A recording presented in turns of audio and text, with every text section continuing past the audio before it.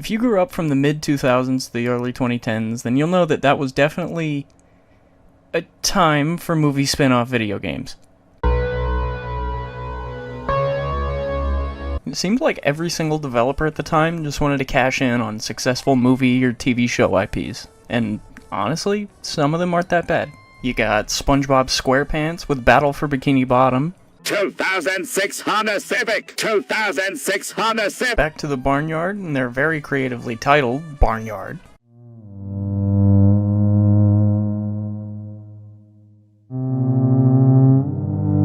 And Pixar's Cars. I don't like the way my skin feels on my body. Do you like the way your skin feels on your body? You don't? Why don't you pull it off? For most people, movie tie-in games are a complete hit or miss, most likely due to dev studios opting to hire new writers, rather than the writers that work on the shows or movies they're adapting in the first place. Battle for Bikini Bottom, for example, had Steven Hillenburg, Tim Hill, and Derek Dryman, who are all longtime writers for the SpongeBob TV show. They even picked up the original voice actors, like Tom Kenny, Carolyn Lawrence, and Bill... however the fuck you pronounce this.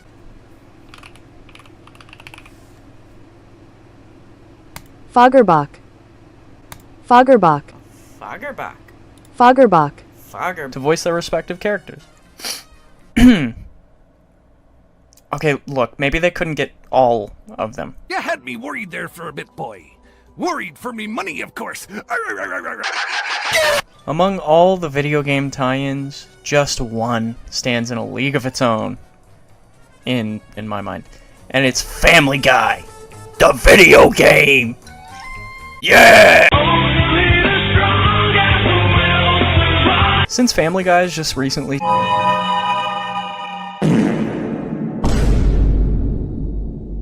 celebrated its 25th anniversary this year, I figured it'd be very fitting to make a video commemorating just how far Family Guy has come after all these years. From the screen to the ring to the pen to the king. Where's my crown? That's my bling.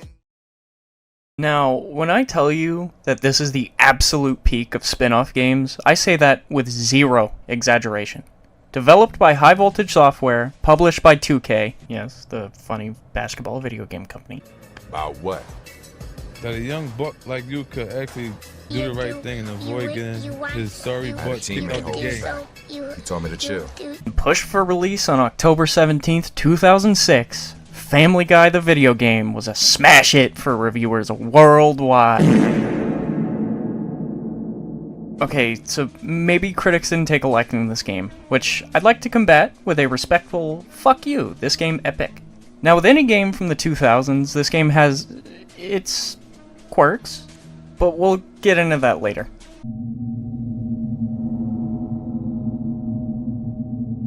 This game has you play as three fan-favorite characters, Stewie, Brian, and Peter, all with their very own different styles of gameplay. Stewie's sections are more of a run-and-gun theme, while Brian is the exact opposite, being more of a stealthy, don't-get-spotted kind of theme. Peter's sections are pretty meh, honestly, but that's not to say that they're outright bad. If you like side-scroller beat-em-ups, then you'll probably have a better time than I did. The main story of this game was written by Kirker Butler, Patrick Megan, and longtime Family Guy TV show writer Stephen Callahan. With the game being written and directed by an actual show writer, it honestly makes this game feel like a 4-hour-long Family Guy special, or at least that's how it felt to me revisiting it. For the actual plot, our story starts at the Griffin residence. Of course, who would have thought? Peter is currently starting a 5-day non-stop Mr. Belvedere marathon. while Stewie has just finished building a mind control device. His plan is to use said mind control device with Peter's satellite dish to take over the world, of course, but Uh-oh, Spadoodios. little rat fucker Bertram has the same idea. I'm here for one thing and one thing only, Stuart. Your satellite dish. Stewie, the petty bitch he is, decides he'd rather just destroy the satellite dish to ruin both him and Bertram's plans. After this cutscene, we finally get to experience the flawless and definitely polished controls for this game. This first bit, you're just running around the house picking up nuts and bolts, which are used to upgrade your ray gun. We run around exploring the Griffin household looking for exactly 20 nuts and bolts, so we can actually use the ray gun. After heading into the kitchen, we're told how to use the mind control device, with Lois being our test subject. We can take control of Lois, grab the vacuum cleaner, and move it towards Brian, who darts for the door, because he's a dog and he doesn't like the vacuum. After Brian opens the door, we can finally go outside, because we couldn't open it ourselves. Because we're a stupid fucking baby, and we can't open doors, but we can make fucking ray guns and mind control devices. Going outside, we find Bertram's little army swarming the home. We take them out, and we're prompted with our first use of the grappling hook to get high enough to reach the roof. We kill some more children, make our way to the satellite dish, and uh-oh again! Unfortunately for Stewie, the real writer for this game was M. Night Shyamalan, and Bertram's actual plan was to trick him into destroying his own satellite dish! Yeah, I didn't mention it yet, but there's also these cutaway gags throughout the game, which are pretty cool. They're only used to give the players certain advantages depending on what character you're playing as. Good thing my bribes at City Hall paid off. Hey, don't forget to put in these hooks. Why? Because some infant gave me $100. Stewie's cutaways give you 10 extra nuts and bolts if you pass them. Brian's give him temporary invisibility, which is extremely helpful. And Peter's fill up his food meter, letting him do his special moves. Now, I'm not going to be going into detail about the cutaways, but if you do want to see those, as well as all the other references to the show, what episodes they're from, and all that shit, go watch Mozerby's video. He's pretty epic, I guess. He's also black, so if you don't go watch it, after this video, of course, then you are hereby racist and you will be treated as such. You really gonna be a racist? It's 2024, bro. Grow up. Watch this fucking video. Anyways, after Stewie destroys the dish, it falls onto Peter's head, sending him to the hospital in an ambulance, which is any American's worst nightmare. Stewie comes up with the plan to follow him to the hospital, shrink himself down, and infiltrate Bertram's lair within the fat man's testicles. Gross. Once we're there, we see Death just cruising around, so obviously we're just gonna take control of literal fucking Death, right? That's just the natural progression, I think. You see Death? You take control of him. Of course. We kill a bunch of nurses because this hospital doesn't have dedicated security, I guess, and get to a hallway, which kind of turns the gameplay into a Space Invader format of just dodging needles and clearing the nurses out. After a couple more rooms and a few platforming sections, we get to the MRI room. We find Loretta in the MRI and Glenn Quagmire just standing next to her.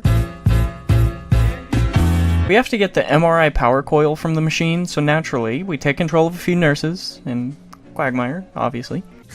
Are you the head nurse? Oh God, I'd rather die! Move them into the Mission Impossible style lasers, shut off the MRI, grab the power coil, then we make our way into the next room. Once we finish all that, we get a cutscene of Brian, who's still at the house. In this cutscene is a code to get a hidden pornographic scene viewable by pressing up, up, down, down, left. Hidden pornographic scene? Horny gamers believe anything. Oh, never mind. Really wanted to see that, but sure, just fucking lie to me, I guess. The doorbell rings and it's Mr. Pewterschmidt's racing dog, Seabreeze. Brian, with his detective skills, literally just his nose, figures out that she's having puppies? Mr. Pewterschmidt bursts in after her, with 2 cops, thinking it's actually Brian that got Seabreeze pregnant. He pays off the cops to arrest Brian, and then some. And he's not Caucasian. I guess we really do live in a society. Brian's storyline is pretty boring, honestly. I wasn't paying much attention on my first playthrough, but his gameplay was really fun to me.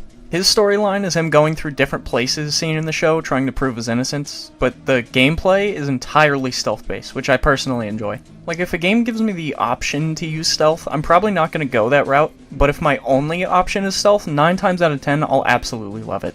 Back to his story, though, Brian's being walked into Quahog Jail by Joe, but they hit a bit of a speed bump. No, like, they actually run into a fucking speed bump. Who's the wise guy that put this speed bump here? It's not funny! Horowitz, I'm looking at you! Yeah! Oh, yeah! In Joe's little fit, Brian sneaks off, and we get put into our first mission.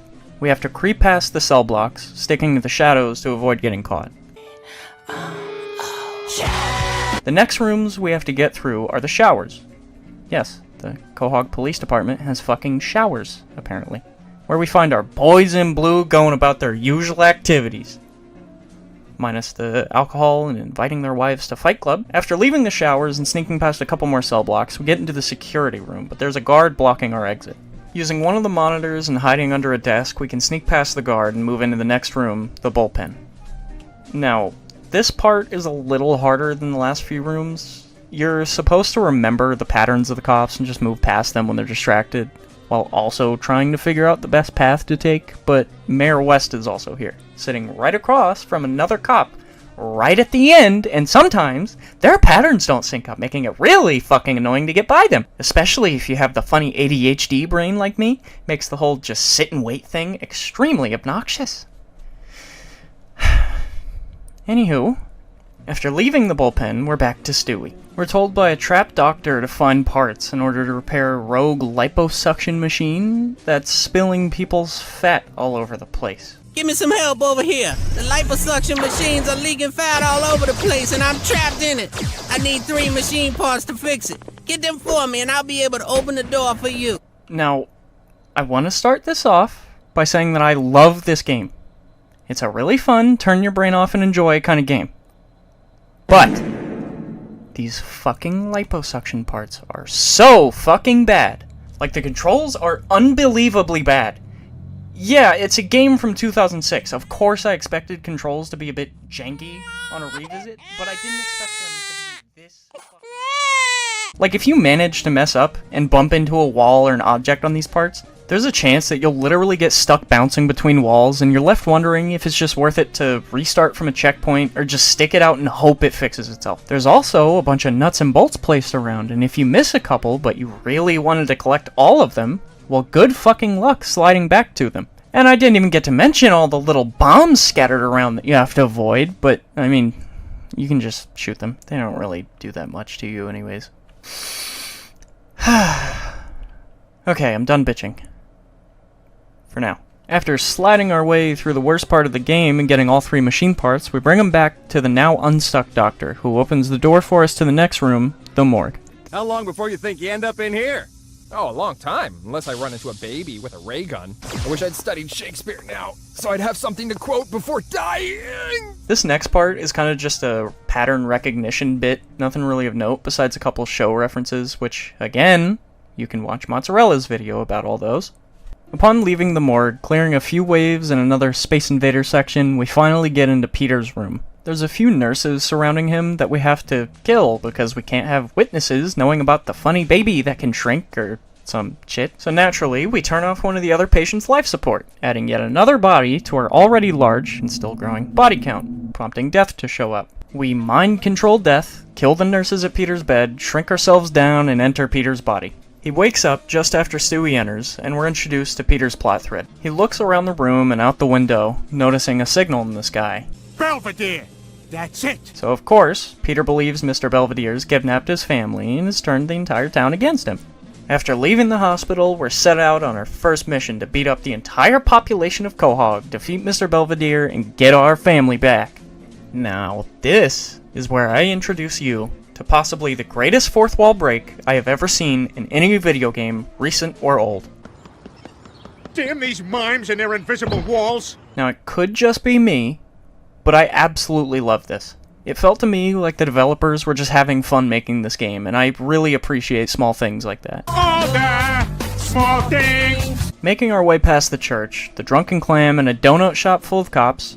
Nice one. We fight our first boss? Or mini-boss? I don't really know what you'd call it. They're definitely harder than the civilians we've been maiming, but they aren't that difficult. You can beat them with like 1 or 2 head spins, then you just button mash for a couple seconds. You beat him, get a Peter cutaway, then we're back to Brian in the police station. We're in the evidence room, or whatever the fuck you call it, where we have to collect our first pieces of evidence, adding an extra little layer to Brian's sections. We do a cutaway, collect all 3 pieces of evidence, distract a guard blocking our exit, and we're back to another bullpen bit. This time, we get a disguise. A lampshade. It's a literal fucking lampshade. Disguises are pretty helpful for Brian's parts, but they aren't absolutely necessary. We see a bunch of different ones throughout the game, but the lampshade is special, because you can't move around with it. Since, well, you know. Even morons know lamps don't move. Moving through the bullpen, we find Seabreeze at the end, where we get our first clue. A scent. Because Brian's a dog, and he smells stuff. Brian gets a scent off Seabreeze, and he believes it's from Tom Tucker. Where have I smelled that before? Excuse me, sir. Channel 5's Eye on the Street. Today we're asking, who's a good boy? I am. Who's a good boy? I am. I'm a good boy. Leading us to the Channel 5 news station to investigate. We get to the locker room and pick up a cute little hat as a disguise after setting an officer of the law on fire. I look like one of the kings of comedy. After leaving, we're at the last police station level, where we're introduced to the most annoying part of Brian's sections, his animal instincts. There are an exuberant amount of ferns placed in this police station that we have to keep a safe distance from. Otherwise, I mean, he's a fucking dog. I'm sure you know what he's gonna do when he sees a fern. Oh God, get me out of here before I explode! Leaving the police station, we're back to Stewie just after entering Peter's body. The mission begins in Peter's stomach, which, of course, is filled with a bunch of random objects, very few of which being even close to considered food. There's also a rolled-up red carpet in here, which I'm sure you can connect the dots, but if not, go watch Mozilla's video. Oh, you still haven't even clicked his video? Okay. Didn't know you were so dead set on being a racist, but alright. Okay, anyways. After a quick platforming segment, we go through what I assume is just intestines. And we also get another liposuction slidey section! I've said my piece on these fucking things, you get it by now. At the end of this bit, we get into Peter's lung. After another platforming bit, this time with moving platforms and more hooks to grapple onto, we move on to Peter's brain. Here you fight a bunch of Loises, except they all multiply once killed, with each splitting being a different version of Lois. Once we defeat them, the next room shows us a little football field, but instead of the end zone, it's the E zone. 'Cause erection. Get it? Like, erection zone? Here we have to mind control Peter's father, Cleveland, and greased up deaf guy and get them to the E zone while dodging food. Well, they're people in food costumes, but still food. When we get each character into the E zone, they change into super hot and sexy women. Except Cleveland. He just turns into Cleveland, but in a tutu, which I don't know about you, but I'm picking Cleveland in the tutu 9 times out of 10, am I right, brother? After jumping into his testicles, we get switched back to Peter. Nothing really of note happens in this Peter mission, though, so I'm just gonna skip to Brian's part. Well, actually, there is one thing. Just after clearing a football field of more moms and actual children, there's a little Simon Says bit in a porta potty. Pita potty. You're literally just farting the melody to Mary Had a Little Lamb.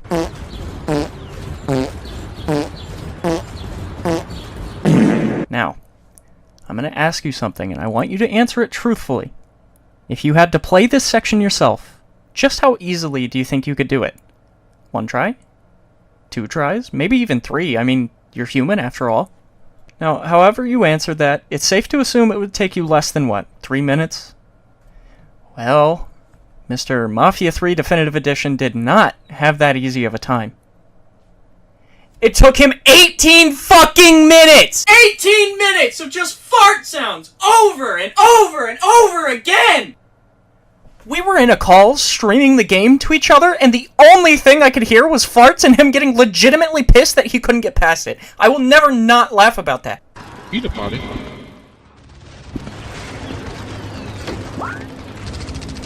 Oh, God. Let her rip! Oh, crap! Oh, crap! Oh, crap! Jesus oh, Christ. Crap! Oh, crap! What is the crap!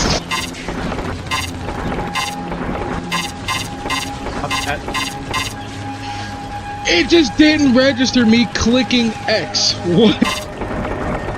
Oh, crap! Oh, crap! Oh, crap! Didn't even click triangle. I didn't do that again.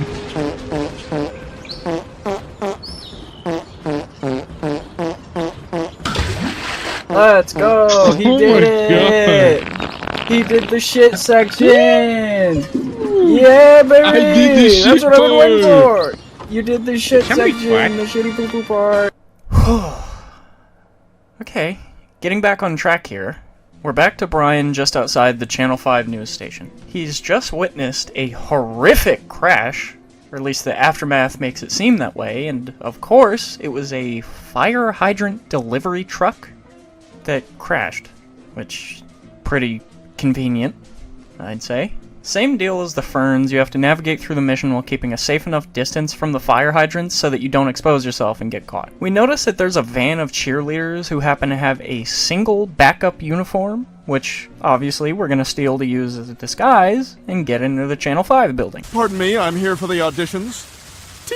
Sneaking through a bush and turning on the sprinklers, the cheerleaders run off, but the cops...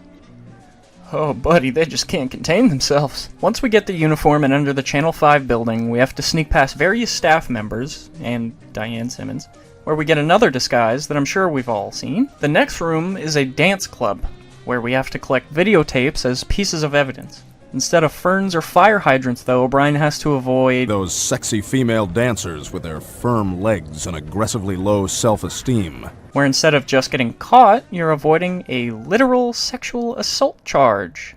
For the collection. Hey, you didn't pay for that. Expect a dry cleaning bill, buddy.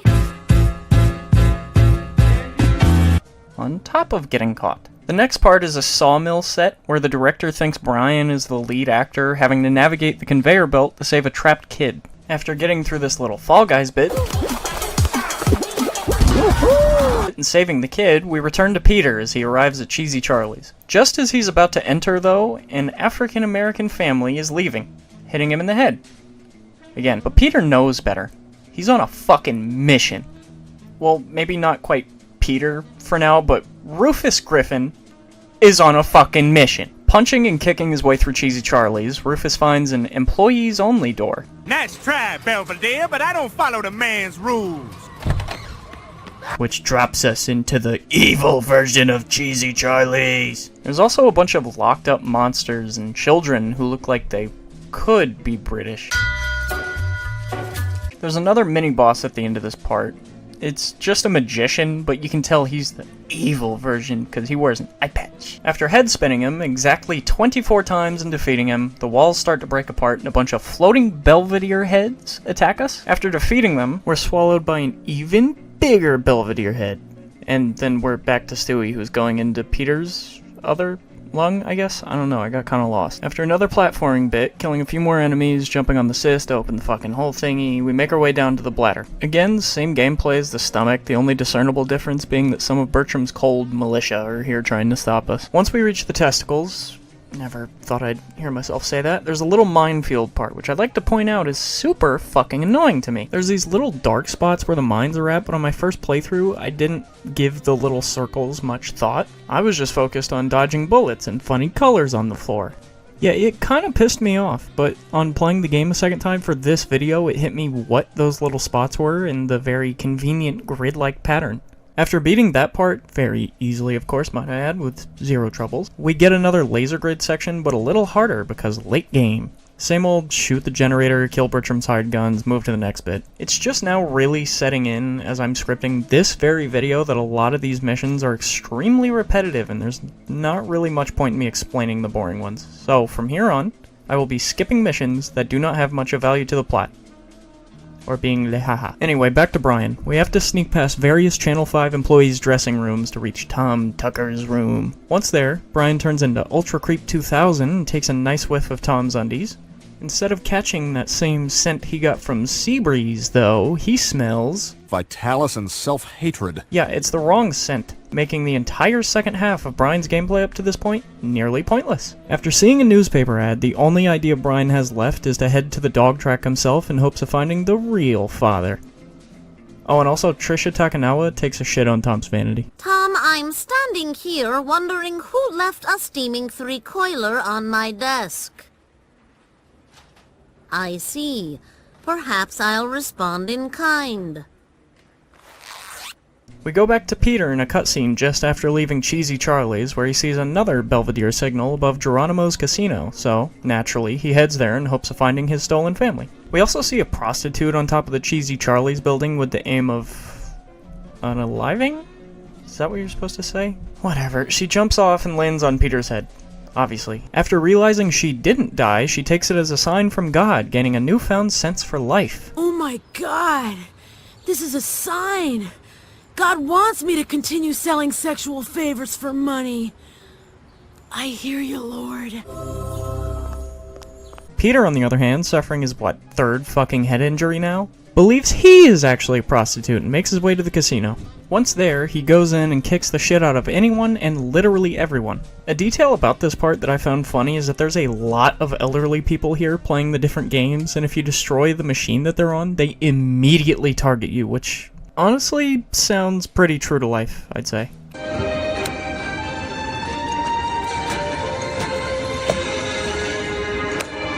Come on, pal! After all that ass-kicking and maiming, Peter has to relieve himself. He sprints for the bathrooms, and under the stall, we can see that Stewie's finally decided to come out. Well, that or he was forced out, but whatever. Moving back to Stewie, he finds Bertram's lair, composed of a pretty mediocre fence and 2 actual children guarding the front. We try to take over a few different characters, and Meg. My eyes!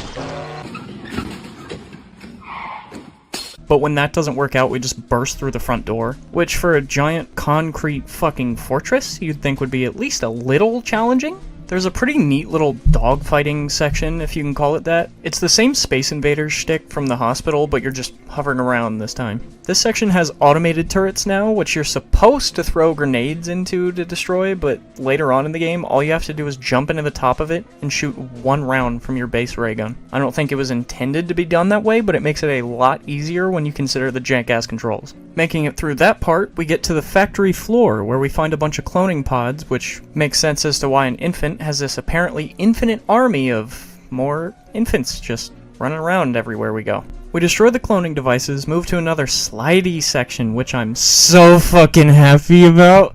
More of them, please! Move on to another laser part, destroy more cloning devices, move to the next room. See why I wanted to skip a lot of these now? The only thing that changes in this game are the backdrops and set pieces, which are pretty much the only things keeping me engaged playing this in one sitting 2 separate times. Skipping ahead a little, there's a small part I wanted to bring up, not because it has anything to do with the story, quite the exact opposite actually. Back at the casino as Peter, there's a part where you have to beat Mahatma Gandhi in a hot dog eating contest. Now, I'll say that one more time because I know that shit caught you off guard. Peter competes against Mahatma fucking Gandhi in a fucking hot dog eating contest. What was the fucking point? I don't get it. I absolutely fucking love it, but I do not get it. Maybe it's something that wasn't supposed to be understood. I don't know, but I love the stupidity of it. It's so charming in a way that only a TV show spin-off game from the 2000s could pull off. Alright, back to the story. Whatever the fuck that even is anymore. Stewie makes his way through more rooms, past more traps, fights more infants, and we finally get to Bertram. After a failed cutaway due to expenses and concerns over disk space... Your cutaways won't work here, Stuart. They're much more expensive in a video game and take up far too much disk space. Bertram reveals to us that he has captured Rupert. See, this is what happens when you go gallivanting around in someone else's hat. Rupert's being held on Bertram's satellite with the plan of sending it into space where no one will be safe from his mind control. And Rupert will spend an eternity up there, just floating around the Earth. Sounds pretty fucking sick, to be honest with you. But Stewie? He ain't having that shit, so he shoots all... But Stewie doesn't like that idea, so he shoots at the glass panel on the ship, dodges more traps, shoots the panel some more, dodges a few more traps, and finally frees Rupert. After which, Bertram and Stewie decide on a final battleground. The playground! Which Stewie barely has time for. Let's see... Here... Well, I could reschedule that. Let's say 30 minutes, but know that it could really be more like 45.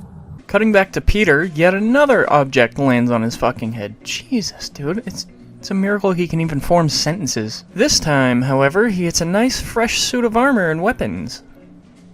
Well, they do literally nothing gameplay-wise. Same health bar, same attacks, nothing changes besides his look. He pretty much just saw a cool cosmetic item in the shop, got Mommy's credit card, and went crazy. After viciously attacking more innocent civilians on the docks, we're brought back to Brian at the dog track. He commits arson and accidentally sets a hot dog vendor on fire. Add that to the list of crimes he's committed, trying to prove he didn't commit a crime. So he can steal a vendor's uniform and infiltrate the stands of the track. There's another Simon Says type segment here, and I have the pleasure of telling you all, our dear friend Mazda RX-7 Spirit R had a much easier time on this one than the Pita Potty incident, beating it on the first try. Everyone give him a round of applause, eh? This is cause for celebration. Anyway, Brian gets the idea to enter the race as Seabreeze to try and sniff out the real father. Get it?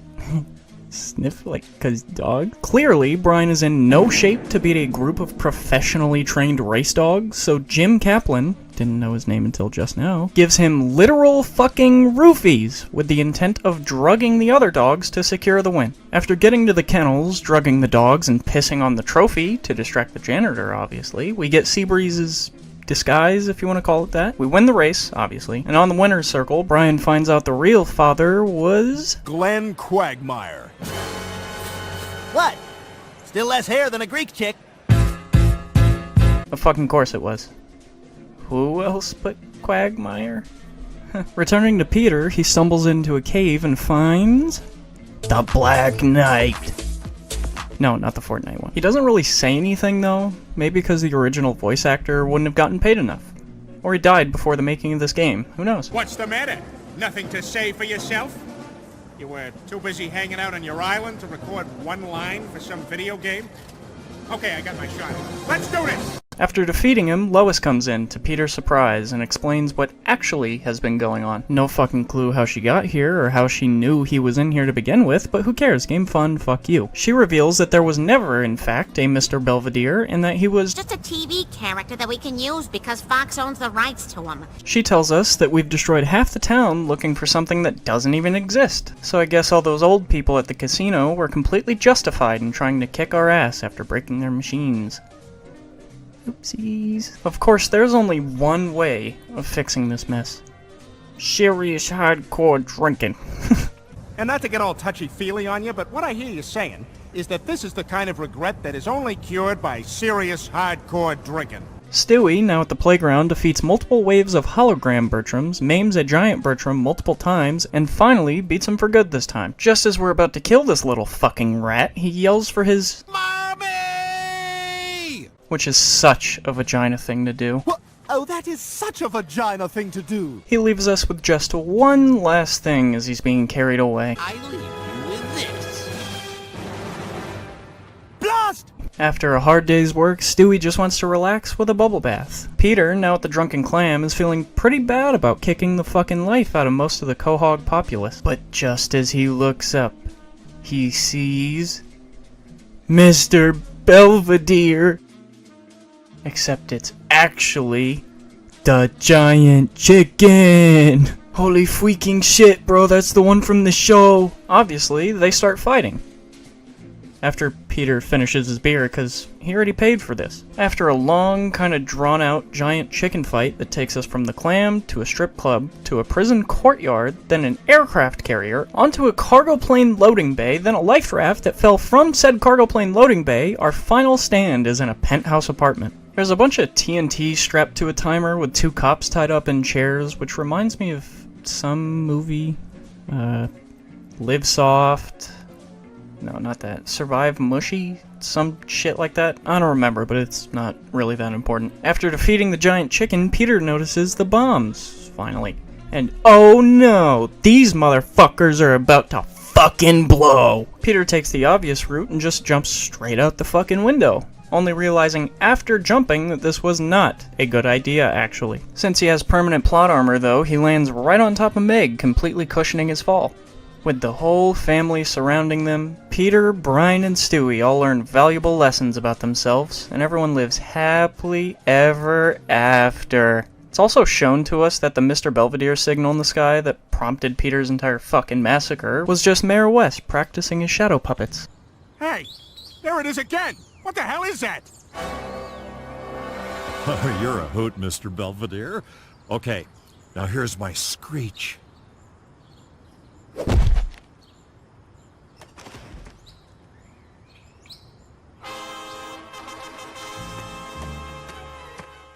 And that's it. That's the game. Honestly, remembering this game, playing it as a kid that definitely should not have been playing a game like this, makes me realize just how simple these older games really were. Sure, there isn't much there gameplay-wise, it's all pretty repetitive and personally kind of boring to me in my adult years, but that's not to say it's bad. I did and still do enjoy old games like this. Most of them have something about them that just makes them so fucking charming, and I could really feel that when revisiting this game. To me, it felt like the developers were just having fun, especially when you start to notice all the little Easter eggs and references to the show that are sprinkled in. And yeah, there's always going to be those rose-tinted glasses whenever you revisit something from your childhood, regardless of what medium. There are TV shows I think of fondly, but when I rewatch them many years later, they just aren't what I remember. This game is one of the very few that still hold up in my eyes. Repetitive missions, clunky controls and all. I'll always remember this game fondly, and I cannot wait until I'm in my 40s and this fucking game pops back up in my head so I can experience it all over again. Bitching about bad controls, getting bored halfway through playing, hopefully beating the Pita Potty section in my first or second try. If you've ever played this game, hell, even if you've never played the game, I urge you to at least give it a shot. Good luck though, since the only way I was able to play it was through an emulator, legally, of course. What? Why are you sitting there for so long? I just said legal. So, I'm gonna give Family Guy the video game a 10 out of 10. Legendary.